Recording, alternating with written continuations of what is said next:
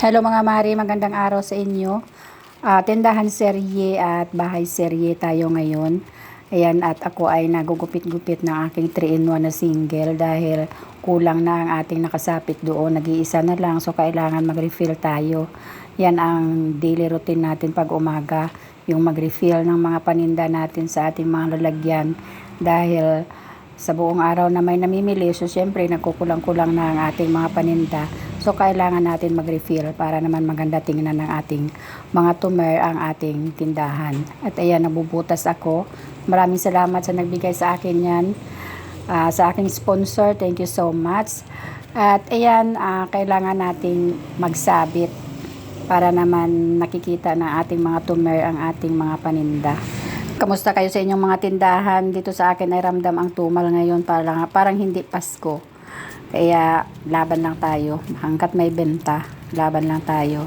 Ayan, tinanggal ko na yung naiwan para naman ililagay ko yung bago at mauna mabili yung unang nakasabit dyan. Ganyan tayo sa ating tindahan. Kailangan first in, first out para naman maiwasan natin ang expiration. At ayan na, chinecheck ko kung may kulang pa, pero wala nang kulang na nakasabit dyan. At magre-repack na ako ng aking daing na nabili ko noong isang araw. Ang mahal ng daing na nilako sa akin is nasa 400 pesos ang 1 kilo. So bumili lang ako ng kalahating kilo mga mari. Kailangan laging bago ang ating paninda, lalo na sa daing at saka sa tuyo. At saka every week naman dumadaan dito sa akin yung naglalako. Kaya hindi ko kailangan bumili ng maramihan. Yung tamang-tama lang na paubos na yung nabili ko at darating naman siya at maglalako na naman ulit ng mga bagong tuyo at daing. Telepakin ko yan ng 25 pesos ang isang balot. May iba dyan na 2, may iba dyan na 3. Depende sa liit ng daing. At kaunti lang talaga ang tubo ko dyan mga mari. Yung tubo ko lang dyan is 40 pesos. Kasi napakamahal. Akala ko kasi 300 lang. Pero okay lang yan. At least mayroon tayong kita kahit paano naman. Basta mabilis lang maubos. Kahit maliit ang tubo ay okay lang. Kumikita pa rin tayo kahit paano.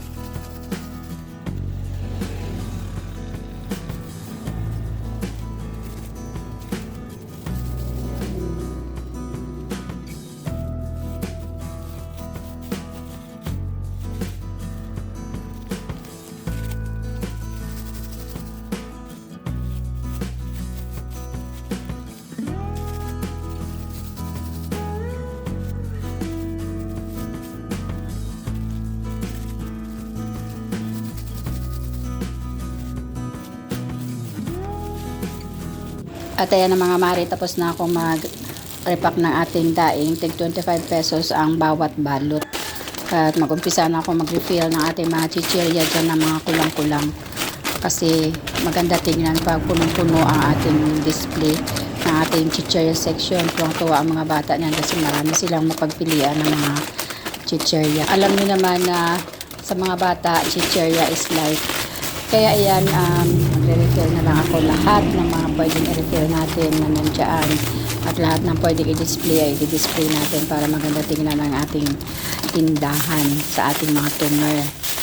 So, pati yung mga biscuit natin, mga mari, magre-refill din ako. Ayan, tingnan ninyo, may mga kulang na dyan sa ating lagayan ng biscuit. Kasi sa maghapon, siyempre nauubos yung ating paninda. So, kailangan sa umaga talaga, yan ang una-una natin gagawin, yung maglinis at mag-refill ng mga paninda natin. Or kaya mamili tayo para naman kahit paano, mayroon tayong i-refill pag wala na tayong mga stocks na mga biscuit. So, mabuti dito sa amin at mayroong ahente ng Ribisco. Kaya hindi ako nawawala ng mga biscuit. Tapos yung sa SYL naman ay meron sila mga bingo, mga eggnog. Tapos yung sa Jack and Jill naman ay meron silang mga wafrex, mga ganyan.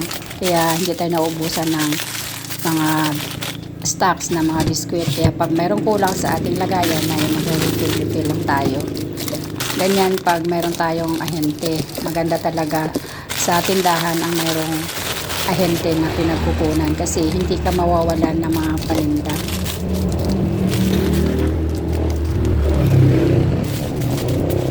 At ayan na mga mari, ako ay mag-umpisa ng magtupi ng ating mga tupiin dito sa loob ng bahay.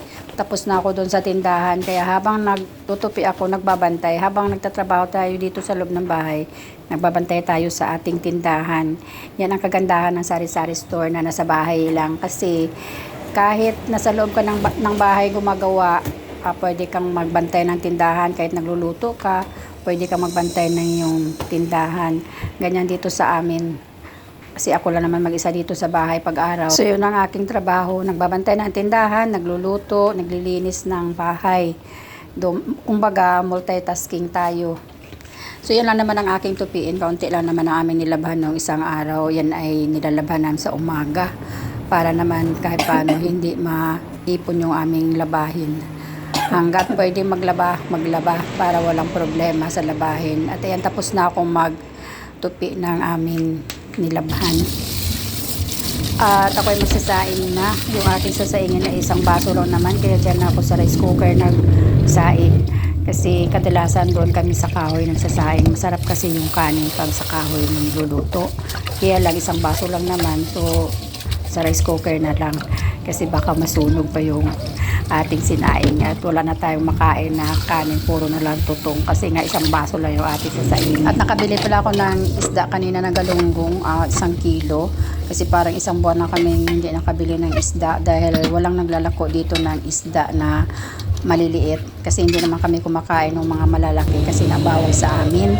So ngayon 1 kilo yung binili ko. Ayan na yung talbos at saka isda ng galunggong nilulutuin ko kasi parang gustong kong kumain ng fresh na isda at saka yung talbos ng kamote kasi lagi na lang manok at saka lagi na lang karne ng baboy yung ulam, kaya yun umaandar ang aking rayuma pag kumakain ako ng karne ng baboy. So ayan, magluluto ako ngayon ng isda at yan ang aming ulam. Masarap talaga mga mari pag yung ulam natin ay fresh na isda, kaya nung may naglako dito kanina na galunggong ay bumili na talaga ako ng 1 kilo. 200 pesos ang 1 kilo ng galunggong na yan. So tinabi ko yung iba para kung halimbawa na yung ulam namin ay karne ng baboy or kaya manok, ay meron akong dudukutin na isda na yun lang ang para sa akin. Kasi medyo tumatanda na tayo at umandar ng ating mga arthritis. Kaya malapit na maluto ang aking gulay at saka isda, 'di ba? Excited na akong kumain ng isda kasi ang tagal na walang isda dito sa amin. At nilagyan ko siya ng kalamansi para naman masarap higupin yung sabaw na medyo maasim-asim na parang sinigang. So yan lang ang aking share sa inyo. Maraming salamat. Thank you for watching.